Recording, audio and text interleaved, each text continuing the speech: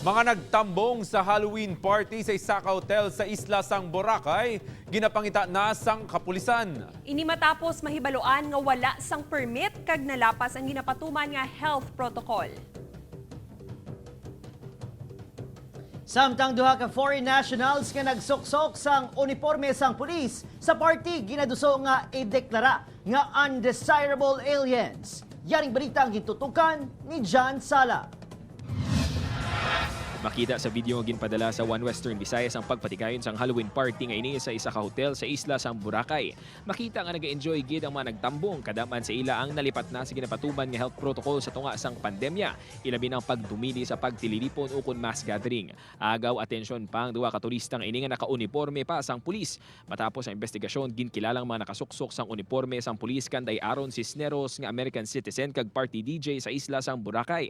Kag isa pa ka foreign national nga si Vanessa Stanley. That activity was attended by more or less 100 persons, and all of them was not observing the proper health protocols. So a case of violation of RPC Article 179 for illegal use of uniform against the foreigners who attended the party was already filed by Malay Police Station. Ginrekomenda na sang Malay Police sa Bureau of Immigration nga ideklara bilang undesirable aliens ang duha ka foreign nationals. Dugang panimalo nga makapila ka beses na sila ginsita sang barangay officials kag mga kaingod nga establishmento apang nagpakatiga sila.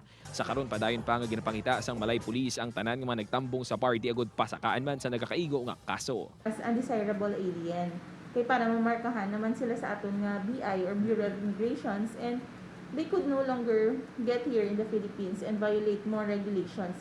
But an investigation is still being conducted further for the identity of those who attended the party. Kay gusto man sa Malay Police Station nga failan ni sila sang kaso man ining mga violators nga nag-attend sa party.